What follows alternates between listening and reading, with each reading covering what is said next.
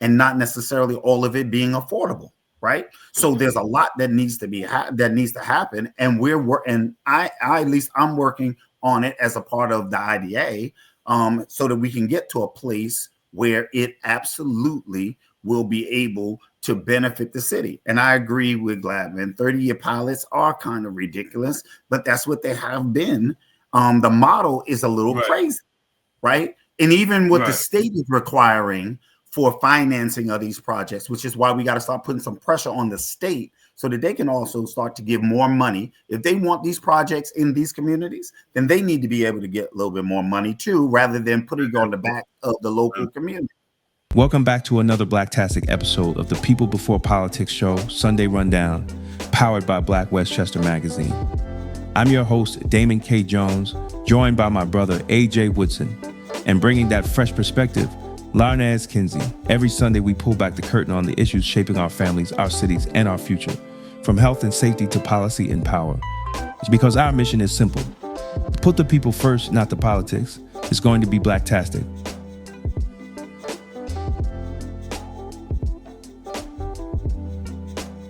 To help those that were displaced. So I just wanted to get that out there. And now officially welcoming you to the show. You just held a town hall forum on, I guess, the financial state of the city and maybe the budget. I was not there. I heard a lot about it. A lot of people are giving you a lot more credit than there are things that you just don't do. You do not vote on the budget. You don't pass the budget. Let's start there. What's the controller's role? Like the mayor, this is what I'm going from what our former controller Maureen Walker had explained one day on the show. So the mayor comes up with a budget, which is kind of like a wish list of things that she would like to have for the next year, right? And then your role is to kind of what can we afford and what we can't afford, and there's that, and then the city council, I guess, votes on it. Is that, am I missing a step, or is that the process? In general, yeah, that's the process. So according to the charter says that by the 31st of August, rather, that all of the commissioners are to submit to the mayor their estimated, what they call annual estimated figures, right, to create their annual estimate. And so that's, in essence, like you said, that's the wish list of what they're putting in.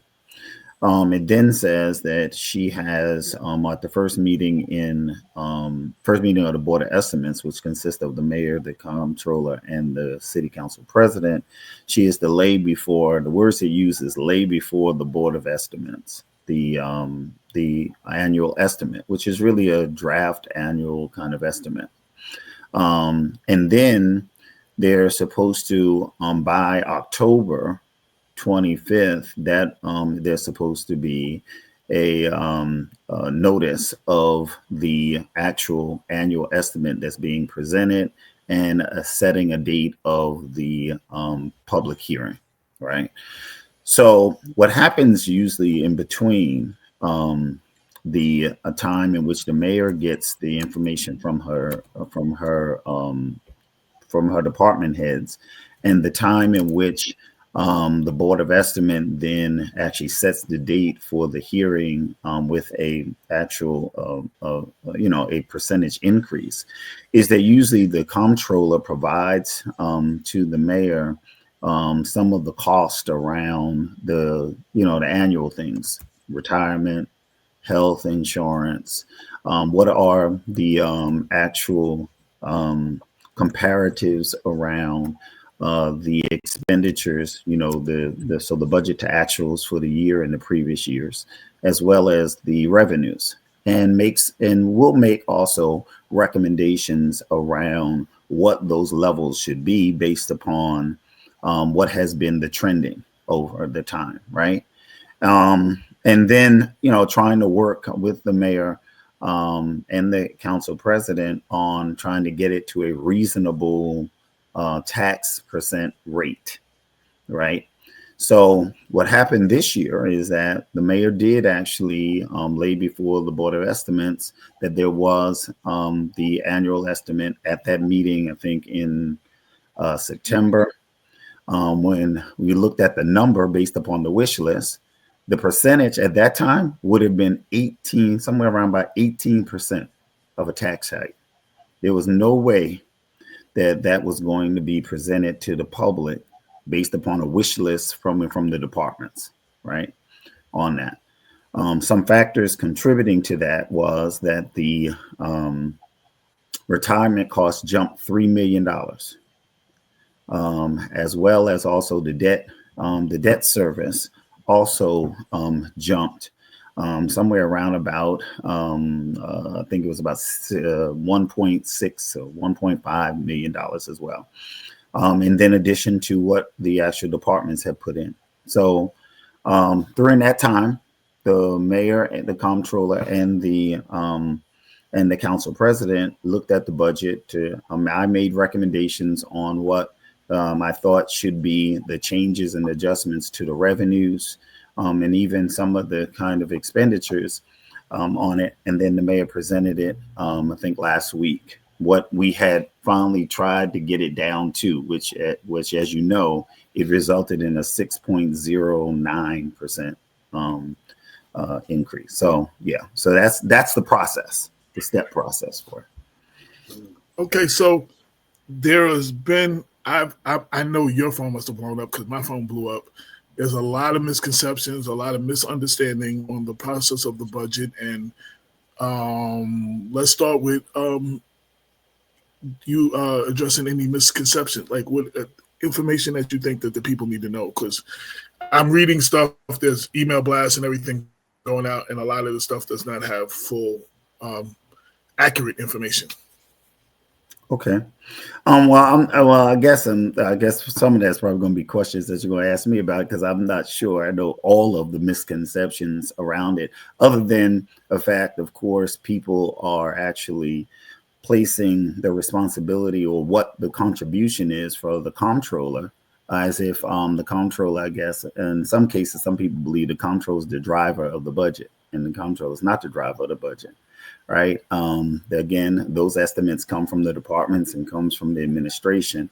And then the comptroller provides the information based upon what has historically been the trending for both revenues and expenditures.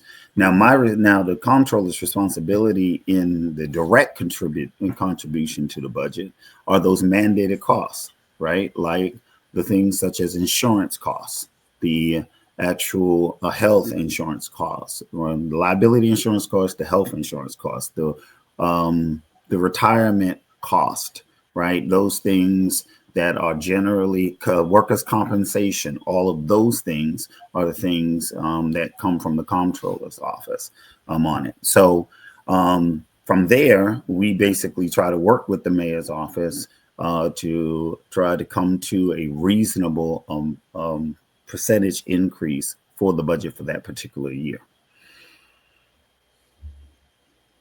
Okay, so all right, so I'm jumping around a little bit because there's so much to talk about. Mm-hmm. What is the state of the city? Everybody says we're broke. We're gonna go broke. We're bankrupt. We in trouble. Mm-hmm. What is the state of the city right now? The financial state. Yeah, the city is absolutely in financial distress. The city has been in financial distress for quite some time. The difference between now and, I guess, in formative years, or I guess years prior to my taking office, is that we did not have all of the information about what that meant, right? Part of my report the other day also showed that there was a decrease in the fund balance, which somebody else would say is the rainy day fund, right? That's the excess that actually is in the bank from all of the years of operation. And in 2019, right, the fund balance, or 2006, 16, 17, somewhere, so 17, 18, somewhere around about that. The fund balance itself was about $19 million, right? So it was a pretty healthy fund balance, right? So in 19, you started off kind of at with it actually being about 2016, really, I think it is about $19 million. 2016 to $19 million. From 16 to 20 to the end of 20, the fund balance went from $19 million to a negative 28, right? Million, which negative 28. Negative 28 million, right? Which means that there was money that actually was taken from pretty much all the other funds, like, for example, capital funds, right? To really supplement the city's operation throughout the year. But if you look at the trend, and I showed a chart, right? We lost about $4 million from in the year of 19, and then in the year of 16, in the year of 16 we lost $4 million. And then as you look at the subsequent years, when you say lost, what do you mean we lost 4 million? Meaning that it decreased, it declined. When you say lost, what do we mean? When I say lost, meaning it declined. In other words, not that it was gone, we didn't find it, it's missing. No, that it was spent, right? So you have about $4 million. You have $4 million in the years of 16 that was used from the fund balance. And then in 17, you have about another $4 million, a little bit over $4 million that's used in 17. In 18, there is, of course, a $15 million decrease. It went from 10.7 million to a negative 4 in 18. And then in 19, it went from a negative 4 to a negative 15 in 19. Remember, 19 was the year that also was the change in mayors. There was several different mayors during that year, right? And then in 20, it went from 15 million down to 28 million, right? In 20. Now 20 also is the COVID year too, right? And so that year, of course, there's not a lot of money coming in because everything had stopped, but there's still expenditures, right? But nevertheless, it did decrease considerably, which is why you also had the art money to come in to try to help folks who was in distress, right? Nevertheless, for those periods from 16 to 20, we went from $19 million to a negative 28. We don't know what the fund balance either decrease or increases have been from 20 to present yet, but those will all become a reality once we finish the budget. Well, I mean, once we finish the audits, once we finish the audits. Once the audits are complete, we will then know exactly where we are. Now, it may mean that we actually have had some increase in our fund balance, right? So that it's not quite as negative. Or it could mean that it also has had some additional money, negative balances to that as well. So we don't know what we're negative. We don't know what the negative number is. So you don't have cash on hand and we don't have credit. So right, we don't. What is the, how do you get yourself out of this? Like if you don't have credit, you have to have cash on hand. The fund balance, right. So we have cash on hand, but we have limited cash on hand, which is why I ended up having to do the TAN, right, which is a tax anticipation note, last year and this year. Because what happens is most people don't understand how city budgets operate, right? City budgets operate based upon a snapshot for that year. It's not like in some cases in corporate where you can roll over money into the budget and use it the following years. What happens after a year closes is that money that's in excess, if there's money in excess, that's what funds your fund balance. right? So when you look at a budget, you look at it in a snapshot for the city. So if our budget is $150 million, you're looking at $150 million of revenue coming in against $150 million of expenditures going out, right? If in a given year, like this year, while we had a budget that was a little bit more, kind of at 140 some odd $1,000, right? This year, if your revenue is not coming in at the same rate in which your expenditure is going out, you're going to have a cash flow issue, right? And coupled with that, if there are also expenditures that you're paying in this particular year that actually belong to previous years, you're basically using money from this year, from that's coming in for this year, to pay bills that belong to previous years. And if you don't have a fund balance, then you have no place to go pull that money from. So where you're pulling the money from is in the present budget, which is what creates this cash flow. So my projection was based upon the cash flow that we had at the end of the third quarter, that we anticipated, based upon what the revenues that we thought would be coming in for the next few months, as well as the expenditures, that there would be a deficiency of about $7 million to get through the year.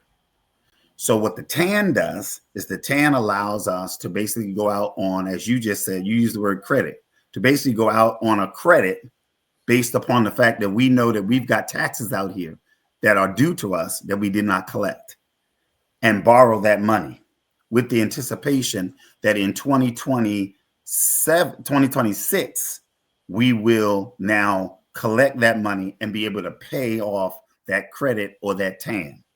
So for the 2024 TAN, we are going to pay off that TAN at the end of next month, because that's when it comes due.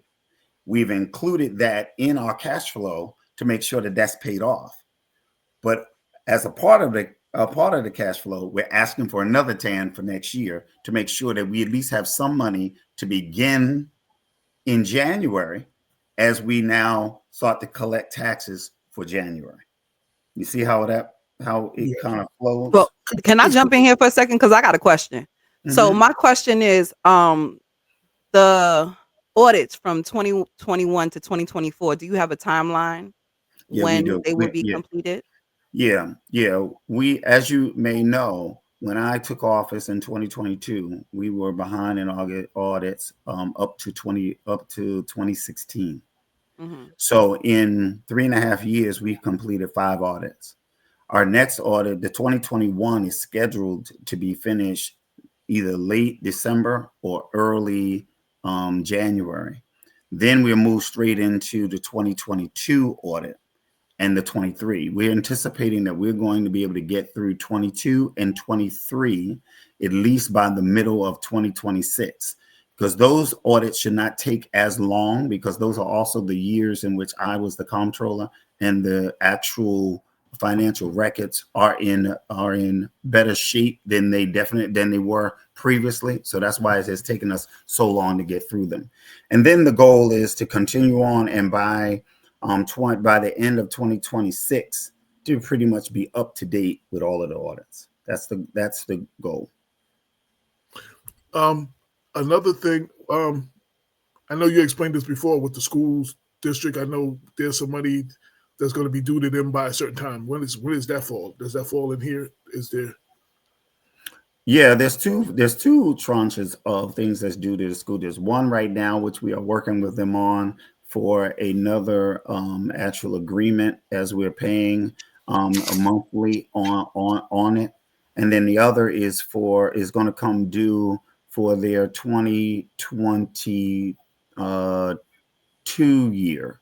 So the 2020, 2021, 21, 22 year basically came due in May, in which we have been reconciling with them what the amounts are, because they've been collecting, we've been collecting.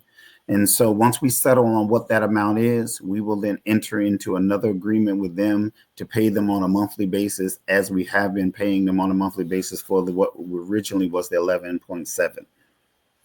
And is there money due next year too? Or I'm There's asking going to because ultimately be money due every year if they certify their taxes absolutely on time, which right now we have a regimen in place for them to certify it every year.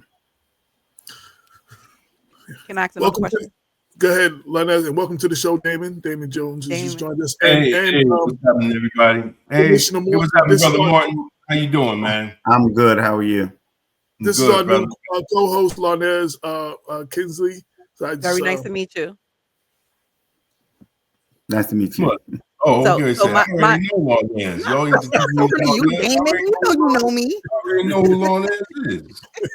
My question to you is, do you, in your personal opinion, do you feel like Mount Vernon is living beyond its means?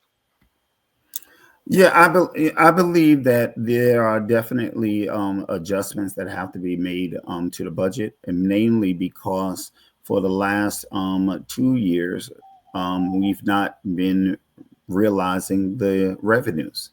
If you look at the quarterly reports that I give, right, there are times in which the revenue is a little bit more than what we project it should be, but at the end of the day, it ends up, for the last few years, it has pretty much ended up on mark with the expenditures.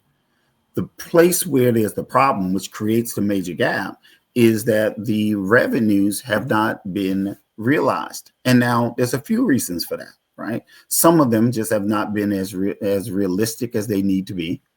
And some of it is that actually we have not yielded the revenue that should be. For example, the parking meters, right? And the parking fines and things of that sort. It's either one of two things. Either we're going to reduce that amount that we're projecting needs to come in, or two, the people who are actually working in that department are going to have to work to make sure that, one, that they are out here actually putting the tickets on for those that do not actually put the money in the meter, right? In order for us to realize the revenue that is supposed to come in. And if the revenue is not going to be adjusted appropriately, then yeah, the expense side has to come down. And what's really also alarming with the budget, which we've said before, right, is that the budget had the percentage of the budget that is related to actual employee cost is significant. It is at 85 now. The mayor said the other day, based upon the projection of the new budget, that it'd be 88%. That's high. That's very high. And it really is just salaries, or that's insurance? That's salaries and benefits. Right. All right. So what is the plan to bring that down? The plan is to look at the positions and to streamline the operation. That's and who makes these positions? All right. Okay. So who makes these positions? How are positions made? Okay. The administration decides on the positions and what is needed for the operation. Right, with exclusion, of course, of the areas that don't report to the administration, which are like the city council, the clerk's office, and the finance department. But other than that, all the other departments really belong to the administration, the commissioners, and then to decide and to put in as AJ asked earlier, to put in as a part of their annual estimate as to what they think they need to operate their actual functions. Okay. And all right. Now, so the budget, if you plan personnel or workforce in a department and you understand that there is a budget for that department, right? Either you're going to increase to decrease, you're going to increase personnel to decrease personnel. right? To decrease the overtime and expenditures. Because if you have the majority of your department at entry level pay, right, you're actually saving money. So the question is this: like, who is the watchdog to make sure that these departments are properly manned to stay under budget? Because full disclosure, my wife works for the city, but there have been complaints that we've got in Black Westchester as the amount of overtime, but there's still a lack of personnel, right? So how does the city compensate? Like, it's who makes these decisions to say, hey man, we're spending all this money on overtime, but we're 60 officers short. Common sense is to put the 60 officers in so you won't be spending at overtime. And then you have 60 new officers at entry level pay. So you're actually saving money, and you're actually keeping officers safe, because you don't have an officer working 24 hours and then shooting himself in the foot because he's tired. Who makes these decisions? The decisions as to the staffing complement comes from the department leadership, right, and the mayor's office, right? Now, you use the example of the police. Well, let's use the example of the police and the fire, though. Okay. You go back and you look at the budget. It's not that the positions are not budgeted for them to be able to increase, because there are empty positions that are budgeted. The question is, and what happened, at least with the fire department, again, reported to my office from, again, the administration, which is the department and the mayor's office, is that there was also some challenges with the fire department also getting an academy even run to even fill the positions. And then when we did an analysis in my office, because, we did do an analysis of the overtime for both the fire, the police, and DPW. And when we looked at what was happening with the fire department, it was clear that the majority of the overtime was happening at the lieutenant level, and happening at the firefighters level, but at the lieutenant level, a little bit more, at a higher rate, right? So the point was that you needed to now be able to backfill the firefighters and then make the appropriate complement for the lieutenants in order to try to bring it down, which is what we did just recently in September, right? We added 10 firefighters. And then for next year, we're going to now we're changing the complement for the lieutenants, right? And we're also anticipating that there's going to be a academy that's happening in January, and then an academy that's happening in July, right? The same philosophy has really pretty much happened with the police department. The problem is that not all of the positions, even that have been budgeted in the budget, were filled.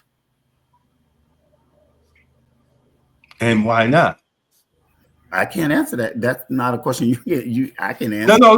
Well, I'm saying because the police commissioner works at the will of the mayor, and if we know these positions are open, then why not fill the positions? And I don't think, and to be honest with you, Damon, I don't think that the desire has not been to not fill them. There's a number of things that, from my understanding, and again, you'd have to check this stuff with the actual department leadership, the mayor, and them, right? But again, reported to my office, right? There's a number of things that have happened, right? One is about timing, and when you have academy, people applying for it, people actually being able to pass the test on it, and what the pool is for them to be able to pull from. The other issue that also we've heard, right, is that we keep losing officers, particularly at the levels that are below the top pay level, because the top pay those pays at those levels are not comparative even to the ones right. to others, right? So the discussion that we've had with the PBA and with the leadership is to begin to change that, because if you look at how the pay rate goes for the police, it's very small increments from the first tier to the second tier to the fourth, always up to the fourth tier. Then from the how many years does it take to get the top pay? There's five tiers, right? So from 4 to 5, there's this huge jump, right? So the recommendation was, let's recalibrate that so that you're not losing people. So, all right, let me just make it clear for people that are listening. So you say 5 tiers. Is that 5 years? Or how many years? It basically becomes 5 years. Yes, it's 5 years. Okay, it equates to 5 years, right? Okay, it equates to 5 years from the time you start to your 5th year. You reach top pay. Correct. Okay, right, and in order to maintain them to be, then the actual tier pay should change, right? So maybe from you might start. How much did they start at? What is the actual starting pay? I don't know. The first tier, I think now it might be, I have to go check it, but I think it's about 40. I think it's like 50, 52. It might be. Let me check. Yeah, but that's compatible. But that's basically compatible. It's a little bit below it's a little bit below some of the. Yeah, about 50, 52, 58. Now corrections was like around 58. It wasn't 60 grand. I mean, it's about 50s is about not bad. Yeah, it's not huge. No, Damon, as well, right. When you work it, it's not huge, but yet it still is behind the others. It absolutely is. Right. So maybe you might want to raise it to 58, right? I forgot. It's like 50, it's like 58. But and then you work forward. I mean, that's I just ChatGPT'd it. It says that the annual starting salary is around $95,000. No, absolutely not. That's what absolutely it not. Look. Absolutely not. Let me go back. You might want to put in Mount Vernon, New York. There's like 5 or 6. No. Well, no, I did. No, nobody's starting at 90,000 in New York, right? So it's around. It's in the 50s, mid 50s, upper 50s. That's probably around the average, and that's something that they're gonna have to work out contractually. And more, and I've never been shy on my feelings. I really do feel that the city needs to separate the patrol officers from detectives and above. That is the only way the city is going to be able to have actual collective bargaining agreements that's going to benefit everybody. Damon, you and I have had, right? My wife, I really don't care, because I'd rather see the city survive, right? Because right now it's to the point, like what will happen, brother, if this budget doesn't get passed? What the city will come to a halt, because we if a budget does not get passed, the budget has to get passed in a timely fashion, because if the budget does not get passed in a timely fashion, then what will happen is that we will not have, again, the inflow of the taxes to come in, nor the cash to actually operate, right, for the year coming. Because as I explained earlier, the operation of a city is based upon the money coming in that year and the money going out that year. And now the way you would have leeway to that is if you had a fund balance to be able to go to and front the money while you're working out the budget, which is what has happened in some years prior. We don't have that luxury this year at all. So we've got to work out what that's going to be. Even if it's not going to be the 6.09% and it's going to be something lower, then great, fine. It just has to happen so that at least the tax bills can go out. So whose job is it to bring revenue into the city, to create it? It's a combination of several entities, but Good question. so you've got several things that one come in. You got your tax revenue, right? But you got your state sales tax that comes in. You've got your state aid, right? That comes in. Those are your largest amounts of revenue that come in. Then you've got things like your mortgage tax that comes in, your transfer tax that also comes in, franchise, utility taxes that come in. The rest of that budget, the rest of the revenue budget is budget that comes in from the actual departments, right? Which is the things that you've heard me talk about, right? The parking, the building department, right?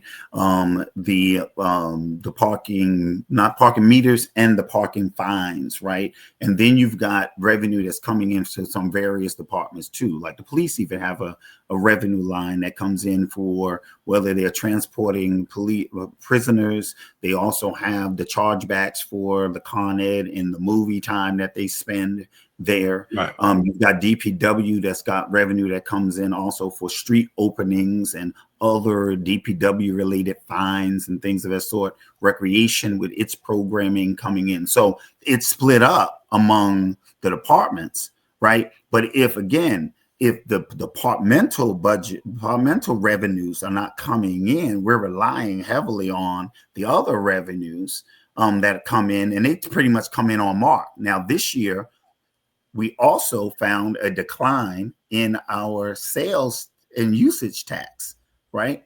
But not only us, but most people, because people stop buying stuff, right? But that also contributes to a gap in the revenue and a potential cash flow. Yeah, but you have to. But you I have another question. You have to have businesses to buy from. Mm-hmm. What is? I mean, you're the controller. Mm-hmm. What is the city's plans to create revenue or bring businesses in that will create revenue and a tax base?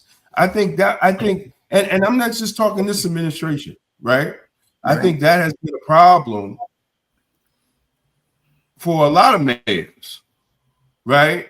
To literally bring in actual businesses that will help the tax base of the city.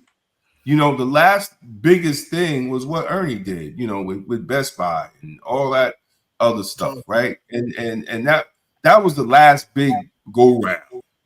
As far, if I'm wrong, then somebody correct me. But that was the last big go round of bringing actual like big businesses in Mount Vernon that will actually help with the tax base and employ, you know, people from the city. You know, like you're the controller, and I know a lot of that stuff doesn't fall on the controller, but it has to be, you know, even in the Board of Estimates, or is there a plan to bring businesses? I mean, I'm tired of looking at Yonkers opening up movie studios and all this other, you know, be quiet, Larnez, the movie studios and all this other stuff, you know, and I don't see that, you know, in the city. And that's and I think, brother, that's the only. You're right. I mean, Damon, you're right. You're right. It's the economic. That's the way you balance revenue. It's the economic development plan, right? That needs to be one, I guess, developed, right, and needs to become a major driver for the city operation. Now, one of the things that actually is included in the budget, in this particular budget, is to hire a director of economic development, right? In which, again, seems though IDA is supposed to be one of those entities that's supposed to do it. You know, the goal is to have IDA pay the salary, the city to pay the benefits, so we split the cost, right? In addition to also making sure that you also have other staff members to continue. Also, there needs to be additional staff members related, also assigned to that too, because one person can't do it right alone. But at least you've got to have a director leadership of a competent individual who understands economic development in a city like Mount Vernon to be able to develop the plan and then be able to implement the plan and get the plan moving. Right? We've got to invest in that area in order for us to be able to make the money that we need to make and to be able to alleviate the tax base. Now, I will tell you one of the things, of course, that came out of my office, which we actually are doing right now, is, of course, the trans-oriented development initiative around city property.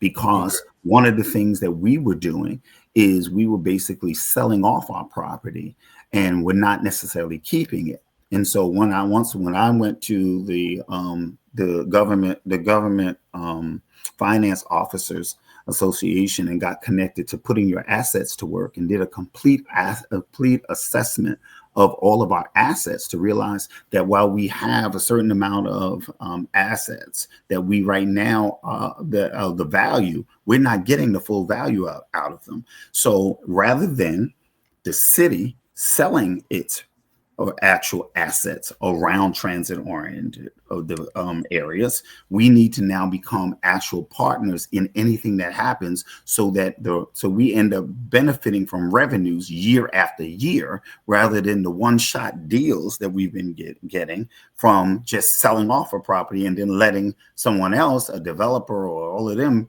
reap the benefits. Right. There's a question that came through earlier. But we're talking, I didn't want to interrupt. So David Gladman, he said, I'd like to know if it's realistic for us to ever regain financial solvency in this city. $600 million in debt is a hell of a debt to decrease. Would just filing for bankruptcy help us or make it worse? And question 2, am I going to have to pay more taxes on my property before I expire from this earth? I'm a senior citizen. I'm on a senior citizen income, and I really can't afford it.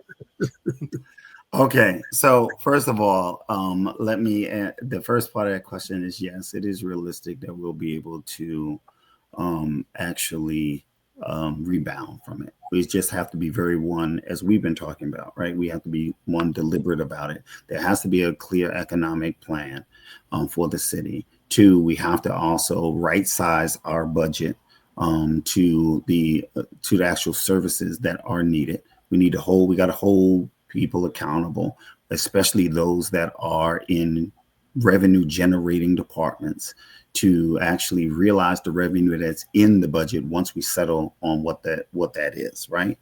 The last part of his question, I'll get to the middle one, is you're gonna continue to have increases in your taxes, because that's just part of life itself. The question is to what level it should be, right? And that it should be moderate kind of increases is what I'm sure everybody is looking for. But we know that taxes will never not be a part of what we're doing. The other thing is this $6 million, okay, that also was articulated as also potentially one day being $1 billion. Okay, majority of that is related to what they deem as OPED, right? Which is other, right, personnel employee benefits, right? And that's accrued time in which we have to carry on the books. We have to carry on the balance sheet as it being actually a liability, because it is money that is actually owed to employees, right? But that's typical for all municipalities, right? And we're not out of whack in how much that is. So, for example, the OPED for liability for Yonkers is $3 billion. The OPED, right? The OPED for New Rochelle is $319 million. The OPED for White Plains is $517 million. So I don't want the public to get up in arms around the OPED liabilities. Where we really need to be focusing on are those liabilities that actually are the ones that are held against us from a standpoint of a credit rating. For example, the fact that if we owe the New York State for health benefits for $11 million that was not paid in 2021, that's something we're concerned about. What we're concerned about is the $9 million lawsuit from Kayla Tennis that also is right now under appeal. But if that appeal is not won, we could potentially be looking at $15 to $18 million. We need to be concerned about that. Because it's accrued interest every day. That's because accrued interest, right? We should be concerned about that, right?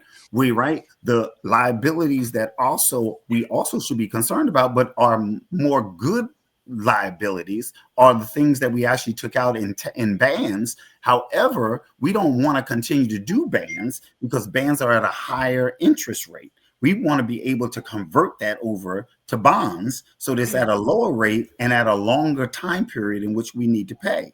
Unfortunately, because we don't have a credit rating, because we don't have a fund balance, and because there was 6 years in which the previous administrations did not do collective bargaining, we have no other choice but to have to actually go out for bans to get this stuff done. Otherwise, we would have raised the taxes by about 19% just in 2024 in order to pay the $15.8 million of retro for those 6 years of contracts. So those are the areas that we need to be concerned about. And we need to make sure that also people are not adding also liability debt, like having accidents and hitting somebody and them suing us for a few $1 million for negligence, right? Those are the things that have to be taken under control in order to ensure that we don't find ourselves in a situation where we have to file bankruptcy. Well, I have the question about the funding, because I didn't hear you say community reinvestment funding. And I know that TD Bank exists in Mount Vernon. I know Capital One Bank exists in Mount Vernon. And if I'm not mistaken, TD Bank said that they wanted to spend $23 billion on community reinvestment funding. And Capital One said they had $256 billion that they want to spend over 3 years. So my question for you, and you may not have this answer, right? My question to you is, why is the city not collaborating with the financial institutions that patronize the community to support the community? Because what the city is doing is supporting the community. So why wouldn't they collaborate with you to impact the community further? I don't have an answer for that question. I mean, that would probably be a question that's probably more directed specifically to the mayor. However, if that's the case, I mean, as the comptroller, I have no problem with reaching out to those entities and talking about how we ourselves are actually going to connect to them from the standpoint of the finance office and maybe begin that conversation, right? We move some of our money. For example, I moved some of our money away from what we call these big commercial banks like Chase and Webster. I moved money away from them and moved it into a community bank, which is PCSB, right? So if TD Bank also has some advantages to it, then yeah, let's have a conversation with them and see what that means. But the real engagement around that really comes from the mayor and I guess you could say probably the council side rather than here. Okay. But I could definitely have the conversation with them from the standpoint of them being our financing bank. And maybe, I don't know if that's one of the requirements, because if that's one of the requirements, then yeah, absolutely. Let's look at it. One of the requirements is just support, right? Support in any way. Both of you are impacting the same people. And all of these financial institutions do have strategic visions for their community reinvestment funding. And it's public knowledge. And you're not you're not the first city council person. You're not the person who's in government in different states that I spoke to about community reinvestment funding, because it blows my mind. Why doesn't the government kind of press down on the laws that these financial institutions are supposed to be, abiding by. They're here to protect us, right? They said that they have 256 billion with a B dollars. Why is the city and the state that they exist in not making sure that they're supporting their end of what they said they was going to say, especially if we're in a deficit? That's all I'm saying. No, and I hear you, and I'm gonna say fair point. I got it. I just want to get what see what both these gentlemen know that you're gonna learn. You ain't gonna get an excuse from me. It is what it is. I hear you. I heard it. Exactly. Yeah. Hey, Brother Morton, I just wanted to, on the accrued time that you was talking about, right? So when you're discussing accrued time, is that you're talking what? Personal leave, vacation, comp time? Those are the things that you're discussing. Yeah, you're talking about, right. Their accrued time, it would be vacation, would be sick time, and if there is any comp time. Now, again, comp time has become a very small, it started to shrink because I put some regulations around comp. Okay, great. Comp time has been crazy. And the laws to allow for, is particularly with the police department, right? For there to be a certain amount of comp time that is a little bit more than what you would get in your normal municipal employee comp, right? But but the regulations around that as to how people were actually administering it and actually keeping track of it was, best case to say, almost non-existent, right? So to try to regulate that, we put in some conditions for how you actually administer it. Yeah, because what we had at the county, if you didn't use your comp time in 3 months, you got paid. And to be honest, you got paid. You got paid. Your check was full if you didn't utilize it within the quarter. So and that was contractual. Rules and laws are only as good as they are implemented, right? Well, and look, so now hold on a minute. The reason why I'm saying that is because the city charter, I think, says that if you don't use it in a year, it's supposed to be paid out. But that's not what had been happening. There's no oversight. When it accrues, right? Now, granted, police and fire have some leniency, right? Even to that, because there's some federal laws that dictate for them. But under normal circumstances, and what I'm talking about is like regular departments, the way you have people who had accrued a significant amount of comp time. Here's the problem that I have with that.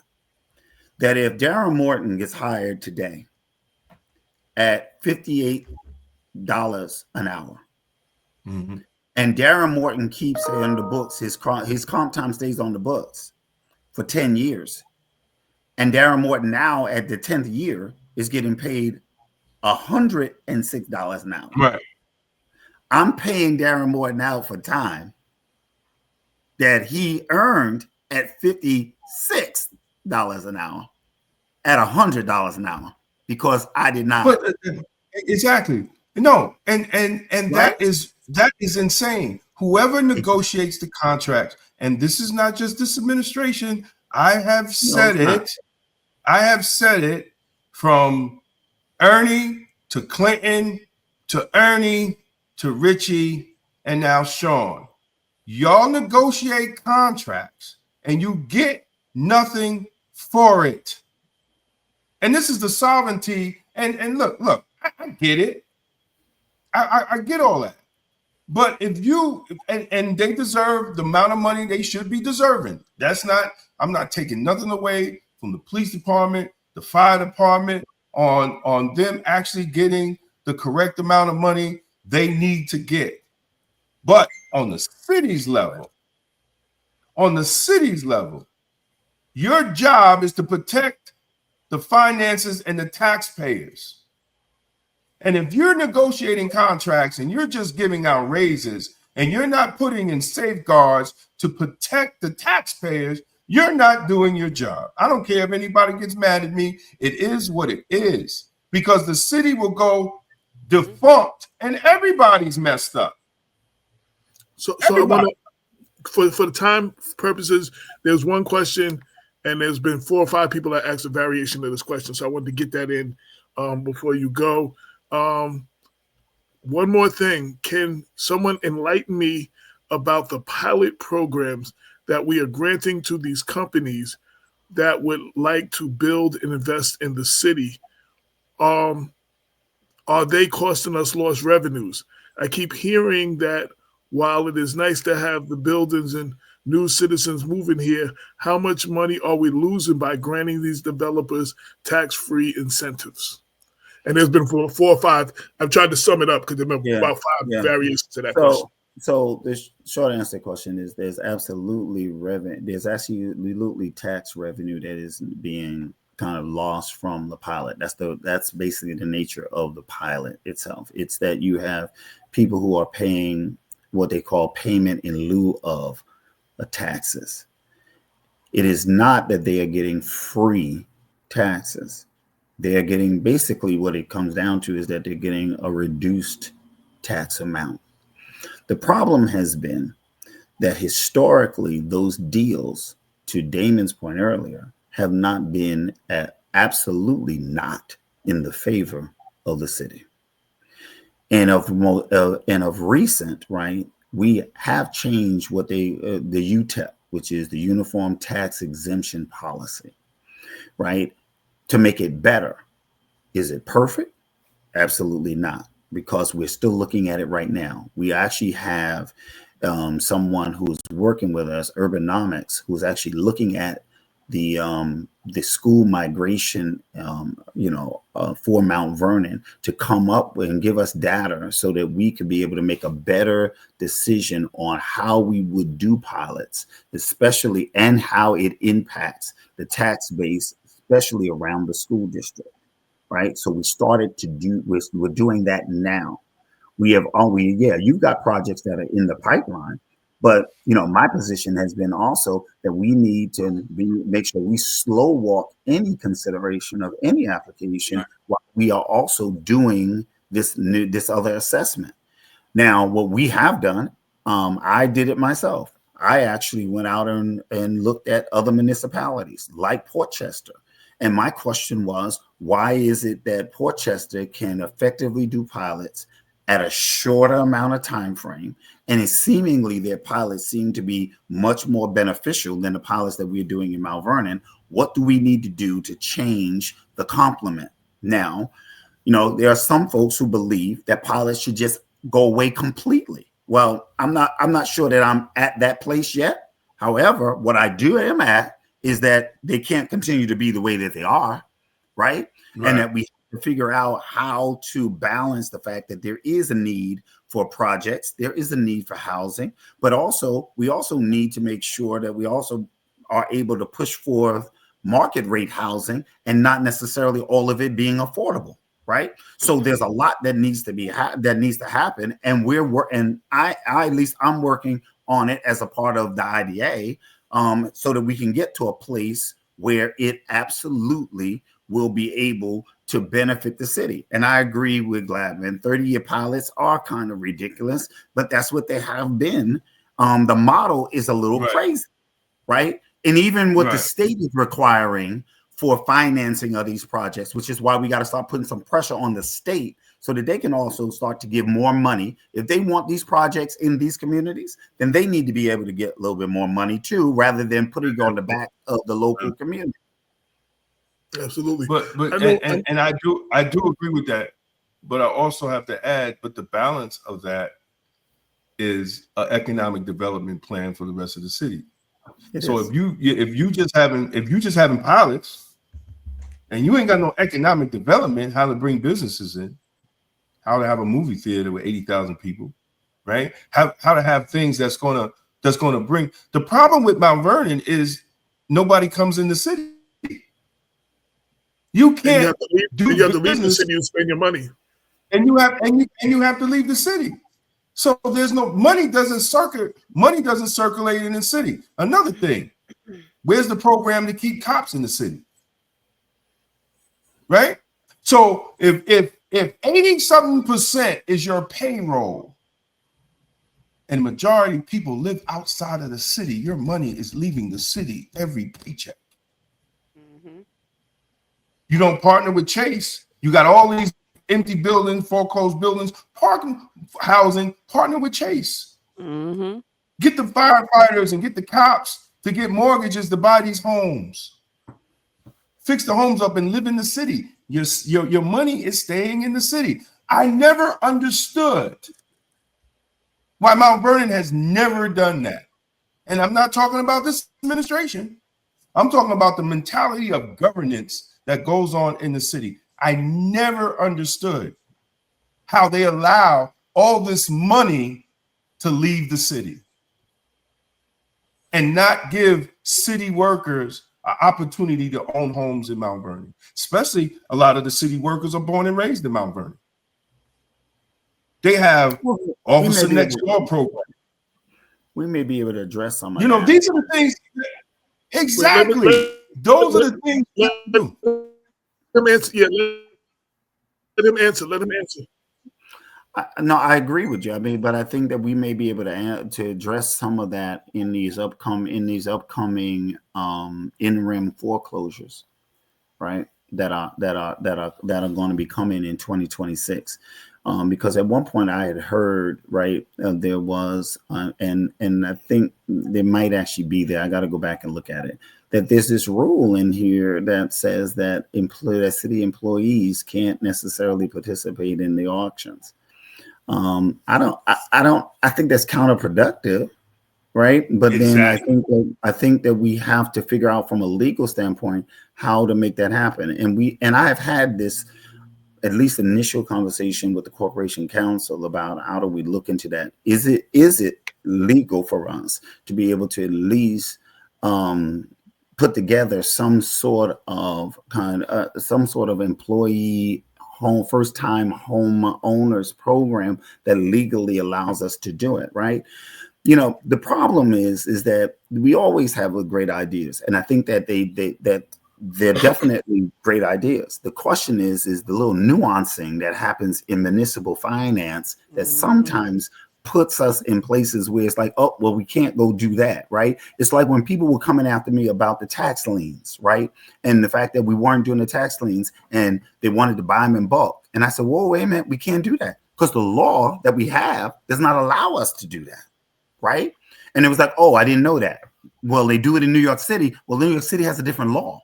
Right, everybody's got to understand that these little nuances sometimes get in our way. But we are having this conversation about this homeowner. Well, I mean, the city council is the lawmakers, right?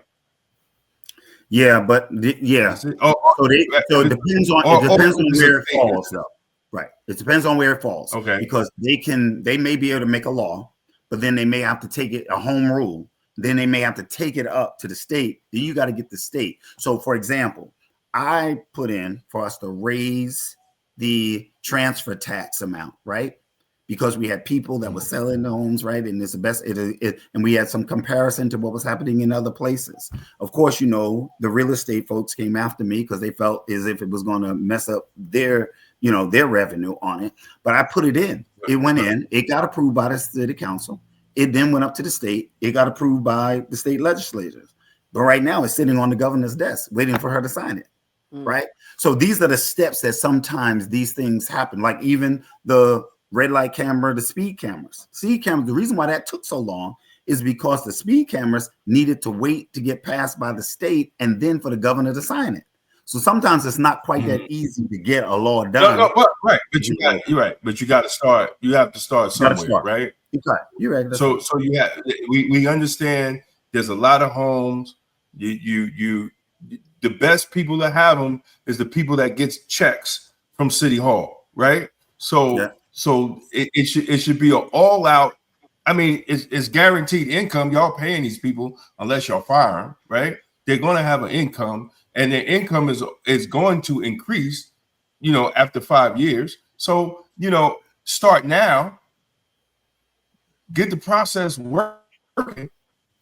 Yeah. So you can have it. But I mean, this is something that has been pushed down the road from administration to a city council to elected official to this, that, to have the money stay in the city.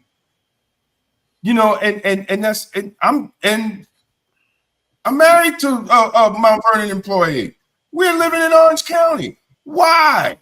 Right? So the whole thing is you have these incentives to keep your money in the city. And now you're circling the dollars, right? Because why you have to go to New Rochelle or wherever, Rockland County or whatever, and take Mount Vernon's tax dollars, because that's what it is, and pay another city's taxes. That's insane. It doesn't make any sense. And it's not even about residency. It's saying, hey, you work here, we're going to have this program to help you buy a home. Now, maybe down the line, you might want to sell it and move somewhere else. But at least you have the tax dollars coming in, man. Because it's all about how do we save the city? How do we keep the money coming into the city instead of money going out of the city? It's nothing personal. It's just math. It's just survival, right? So, that's something that I think you, the city council, the corporation council need to, and the mayor's office need to work on that, because that is how you save the cities. That's how other cities save their cities, is making sure that their employees is living in the city outside of a residency, right? Because sometimes residency is hard. People don't buy any properties, right? They don't. But now, if they buy properties, what are they doing? They're paying taxes. Mm-hmm. They're paying taxes, and they're invested in the community. They're also invested, right? In the community. And they're invested in the community. And one of the greatest things, I know from traveling the country in law enforcement, is having your police living in your community. The people act different, and the police act different. They ain't gonna act all crazy to Shanae, because they live next door to Shanae's uncle. I'm just being serious. You gotta see him in the supermarket. It's a reality factor that we really need to have honest conversations about if we want to save Mount Vernon. Like, at the end of the day, if we want to save Mount Vernon, these are the things, these are the nuanced things that we have to have conversations about, because the culture is going to have to shift if we want to change it. Because what we have been doing so far ain't working, brother. Right? You know it. I know it. When we had these conversations offline, right? So the whole thing is, man, I love what you're doing. Keep doing what you're doing. I know that you're only one vote, because we got to move to Kenny Chamberlain. I know that you're only one vote on the Board of Estimates. And maybe we have to come you back on so you can explain that, so people can understand what that's about. But I want to also, I don't know if this is possible, Dr. Morton, but can you give the residents can you leave them with some hope? Like, can you? I don't know.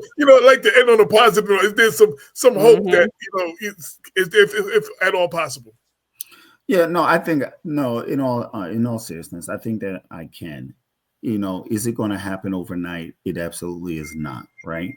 However, some of the things that we talked about today, right, which is deliberate governance, right, also creative governance, beginning to look at things like the economic plan and making sure that there is a sure economic plan, right? Making sure that we better manage our actual budget on a daily basis, in which my office is going to even become more strict on, right, as it pertains to that.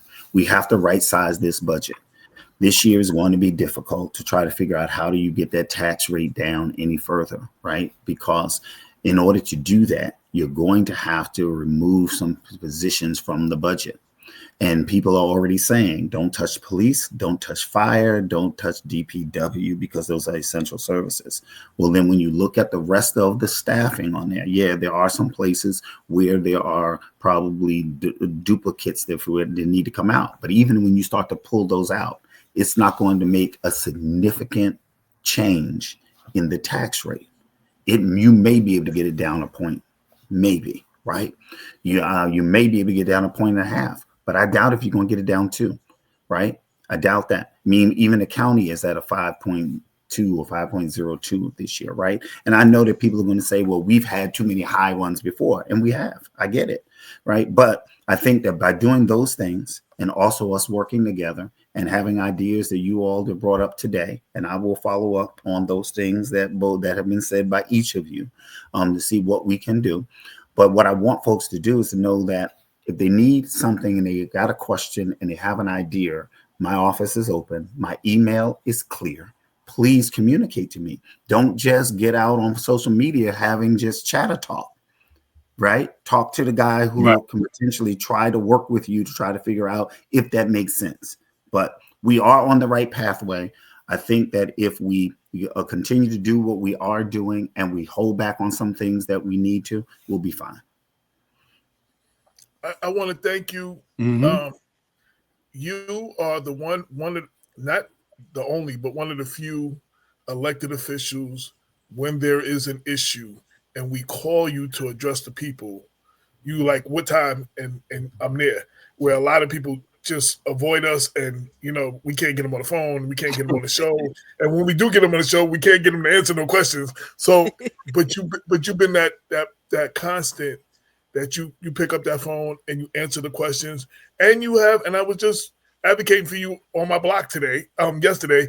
I was like, yo, the situation may be messed up, but he has town halls and he tells you what's going on and he explains it to you, and then has a town hall where he allows y'all to come literally beat him up. Like, you know what I'm saying? And doesn't run from it and addresses it.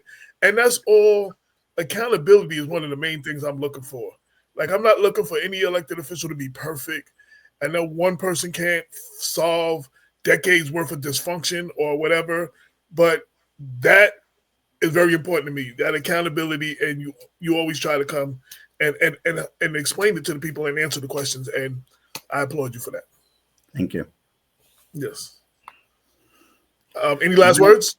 No, I just thank you all. Thank you all for the time. Listen, again, I'm here for the people. I'm here for the city.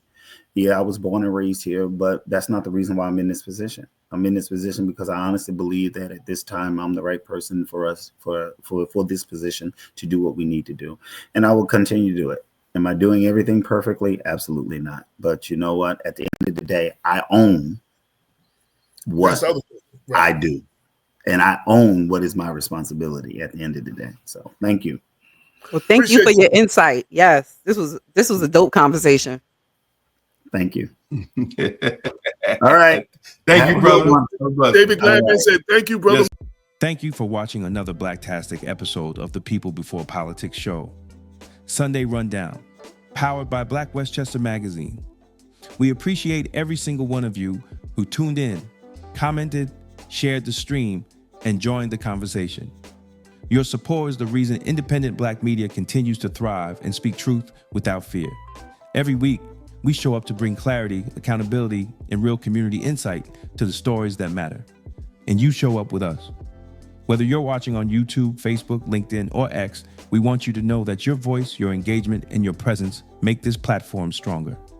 Thank you for rocking with Damon K. Jones, AJ Woodson, and Larnez Kinsey as we break down the issues that many outlets ignore. And thank you for supporting a space where Black thought, Black leadership, and Black truth-telling still matter.